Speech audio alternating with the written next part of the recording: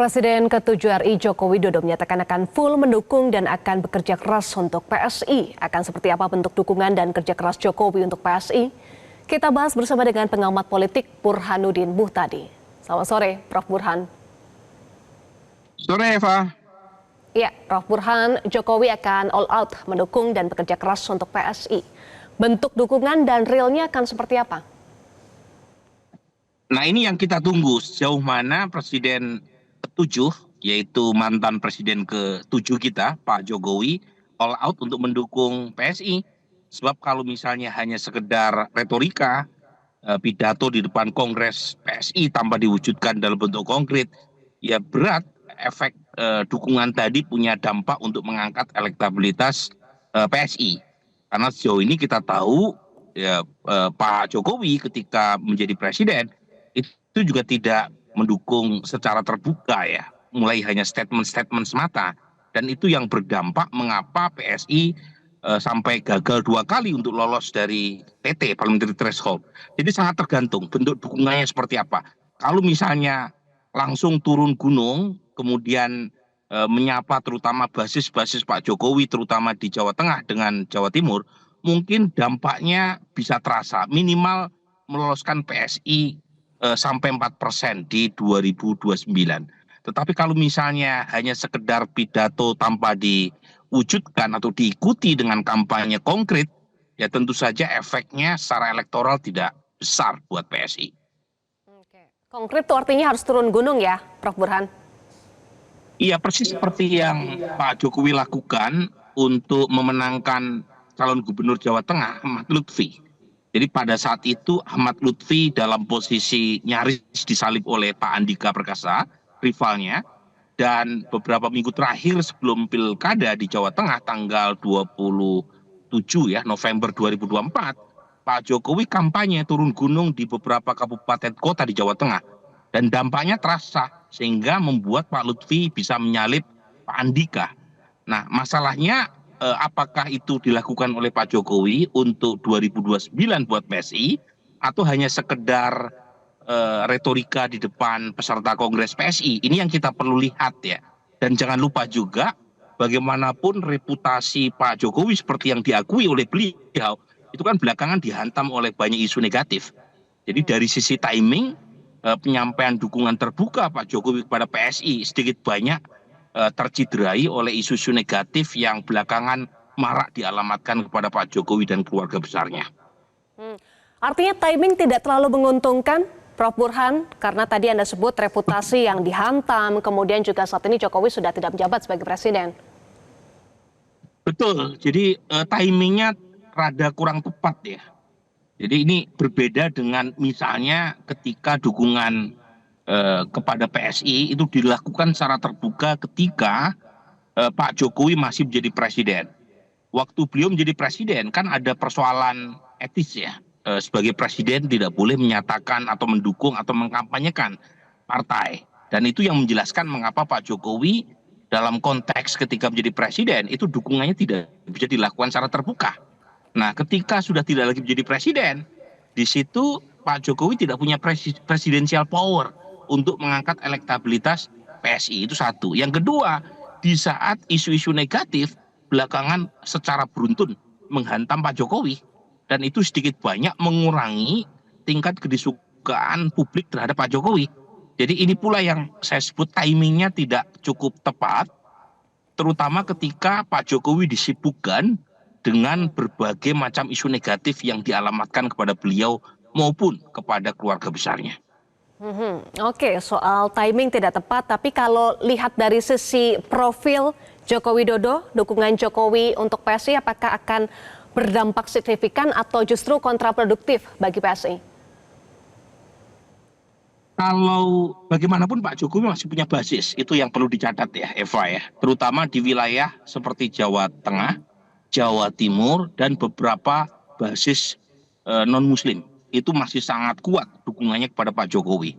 Jadi kalau misalnya Pak Jokowi all out untuk mendukung PSI, itu paling tidak ya untuk meloloskan PSI dari lubang jarum parliamentary threshold itu masih mungkin. Itu syaratnya Pak Jokowi harus all out, kampanye di basis-basisnya.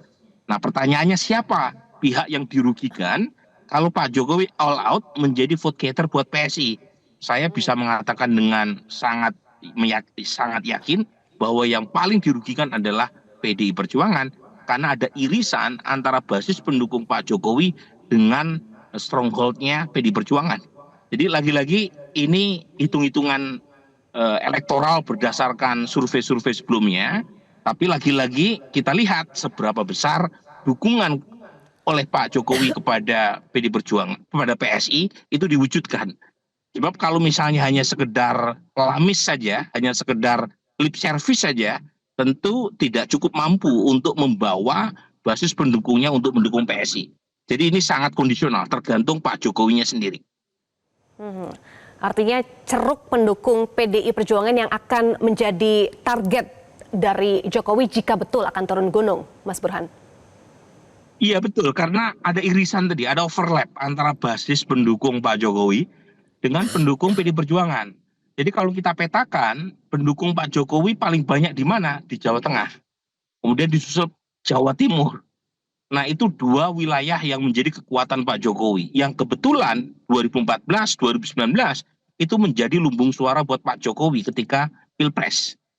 Nah kemudian selain dua provinsi besar ini adalah Pak Jokowi dari sisi demografis itu umumnya didukung oleh basis non-muslim, ya, terutama seperti Sulawesi Utara, kemudian Sumatera Utara, NTT, Papua, itu Bali, itu wilayah-wilayah non-muslim yang kuat mendukung Pak Jokowi. Yang kebetulan adalah basis PDI Perjuangan. Jadi ini irisan yang akan sangat menarik untuk kita lihat seberapa keras Pak Jokowi memperjuangkan migrasi pemilih pendukungnya yang notabene preferensi elektoralnya ke PDI Perjuangan, ke PSI. Dan itu bukan hal yang mudah, karena bagaimanapun ada banyak pertarungan di saat Pak Jokowi tidak lagi menjadi presiden.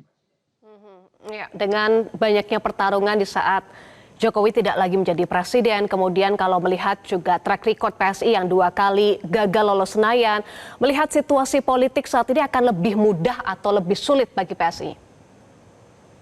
Ya, jadi pertama begini, Kaisang ketika dipilih sebagai ketua umum PSI pertama kali sebelum yang kemarin, itu relatif sangat telat ya, karena tahapan pemilu sudah berlangsung, DCS, DCT sudah masuk, sehingga tidak cukup mampu untuk memaksimalkan dukungan Kaisang dan keluarga besarnya buat PSI. Meskipun ada peningkatan suara dari 1,sekian% jadi 2,8%. Dan ada peningkatan kursi DPRD di banyak tempat, bukan hanya di Jakarta.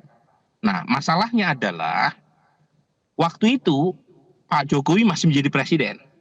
Memang waktu itu Pak Jokowi tidak memberikan dukungan secara terbuka karena ada constraint secara etis maupun secara aturan. Tetapi untuk 2029, feeling saya Pak Jokowi tidak punya alasan etis maupun alasan konstitusional ya, karena beliau sudah tidak menjadi presiden.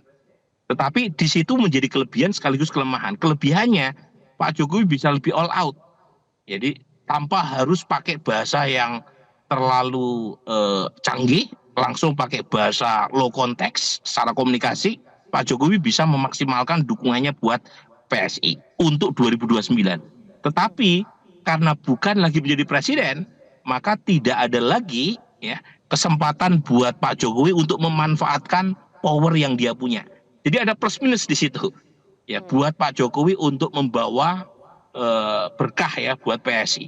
Tetapi kalau Pak Jokowi all out, saya kok merasa untuk 4% itu sepertinya masih memungkinkan. Minimal membawa PSI di 2029 sebagai partai yang lolos PT. Tetapi untuk berharap lebih dari 4%, kayaknya berat. Jadi 4% saja kalau misalnya PSI lolos, itu sudah sebentuk kemenangan buat PSI. Oke, dan ada juga kalkulasi yang disampaikan oleh Joko Widodo yang menyebut bahwa PSI akan menjadi partai besar baru di tahun 2034, bukan di tahun 2029. Bagaimana Anda memaknai kalkulasi Joko Widodo ini? Iya, data sementara tidak seoptimis itu. Jadi data saya belum menunjukkan PSI akan menjadi partai besar dalam 10 tahun ke depan. Jadi mungkin saja ada perkembangan menarik, ya saya tidak ingin mendahului kehendak Tuhan ya, tetapi bisa saja ada jalur ya yang coba dipakai oleh PSI dan Pak Jokowi untuk menjadi partai gajah seperti logo baru itu. Tetapi paling tidak itu bisa terlihat dari beberapa hal, Eva. Pertama adalah ini kayaknya baru pertama kali PSI menggelar kongres secara lebih manageable ya, lebih sistematik. Sebelumnya ketua umum PSI itu nggak jelas prosesnya. Tiba-tiba Grace Natali, tiba-tiba diganti dengan Giring. Kita tidak tahu proses pemilihan ketua umum PSI seperti apa. Nah, baru tiba-tiba waktu sebelum 2024 ketua umumnya Kaisang. Tidak ada proses yang transparan. Nah, paling tidak untuk yang terakhir ini ada proses yang memperlihatkan apa yang mereka klaim sebagai pemilu raya. Meskipun lagi-lagi pesertanya masih belum besar ya, karena memang partai PSI juga bukan partai besar. Jadi baru ratusan ribu yang diklaim ikut pemilu raya. Paling tidak ini ukuran sederhana bahwa PSI sudah siap 4 tahun sebelum pemilu 2029. Sebab sebelumnya itu nyaris persiapannya itu serba dadakan. Ya. Dan ini yang menjelaskan mengapa PSI tidak lolos PT 2 kali, karena infrastruktur partainya juga tidak memadai. Nah, dengan persiapan 4 tahun ke depan, ya seharusnya PSI minimal lolos PT, apalagi kalau didukung oleh Pak Jokowi. Tapi kalau misalnya tidak lolos PT juga, ya menurut saya PSI harus realistis ya untuk memikirkan merger dengan partai lain. Iya, selain harus turun gunung sebagai dukungan konkret dari Joko Widodo, apakah dukungan Jokowi juga akan terlihat dalam struktur kepengurusan PSI, Mas Burhan, atau hanya dari luar saja, tidak di struktur supaya lebih all out? Nah, ini menarik nih ya, karena kan yang menawari Pak Jokowi masuk ke partai itu kan bukan hanya PSI ya, tetap termasuk Bang Surya juga pernah menawari Pak Jokowi masuk ke Nasdem, kemudian Golkar, termasuk juga konon ada isu Pak Jokowi masuk ke Gerindra. Tapi bedanya Eva, kalau misalnya Pak Jokowi masuk ke PSI itu seperti partainya sendiri. Pak Jokowi tidak seperti ngekos ke partai lain.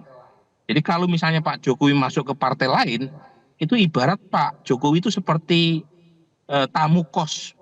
Tetapi kalau masuk ke PSI, apalagi dipimpin oleh putranya sendiri, itu seperti rumah sendiri. Tapi lagi-lagi ini masih sangat cair, apakah Pak Jokowi mendukung dari luar, ataukah all out, karena pertaruhannya besar.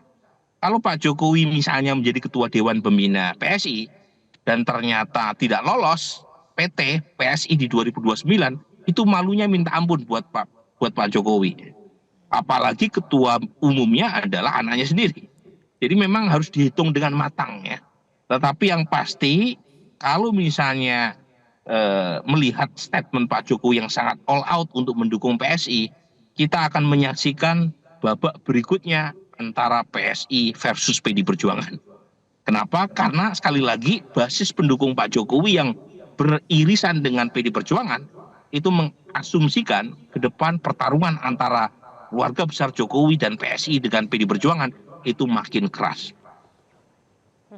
Akan menguntungkan mana bagi Jokowi? Apakah harus masuk ke pengurusan PSI atau di luar saja, Mas Burhan? Nah, ini memang plus minus ya. Kalau misalnya berada di luar PSI, tentu efek elektoral Jokowi kepada PSI tidak maksimal ya. Karena Pak Jokowi dianggap tak lebih seperti vote getter atau jurkam. Karena statusnya tidak formal di PSI. Lebih mudah untuk menarik dukungan ke PSI jika Pak Jokowi menjadi bagian langsung dari kepengurusan PSI. Nah, ini plusnya. Minusnya, PSI akan dianggap sebagai partai bapak dan anak. Ya, karena bapak dan anak menjadi pengurus dalam satu partai yang sama. Dan belum tentu juga ya, itu punya efek yang langsung menjadi semacam kartu sakti untuk meloloskan PSI di 2029 ke Senayan. Dan kalau itu terjadi, tentu bikin citra Pak Jokowi makin negatif ya. Karena dianggap turun gunung, masuk ke politik praktis ya, berkampanye buat partai yang dipimpin anaknya sendiri. Jadi ini memang plus minus. Saya sendiri tidak bisa mengatakan mana yang terbaik, Eva. Yang paling tahu adalah Pak Jokowi dan keluarga besarnya. Dan memang harus diakui Pak Jokowi presiden satu-satunya di Republik ini pasca reformasi yang setelah selesai masa jabatannya tidak terafiliasi dengan partai manapun. Ini berbeda dengan presiden sebelumnya, mulai dari Mega, Pak SBY, Gus Dur, Soeharto, Habibie, ya semua presiden sebelum Pak Jokowi umumnya punya partai.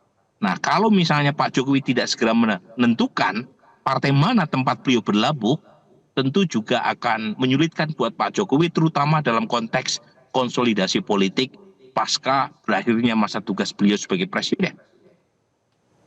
Baik, kita nantikan seperti apa langkah politik berikutnya Joko Widodo dan all out apa dukungan Jokowi untuk partai berlambang gajah PSI ya. Terima kasih Prof. Burhan sudah bergabung bersama kami di Metro hari ini.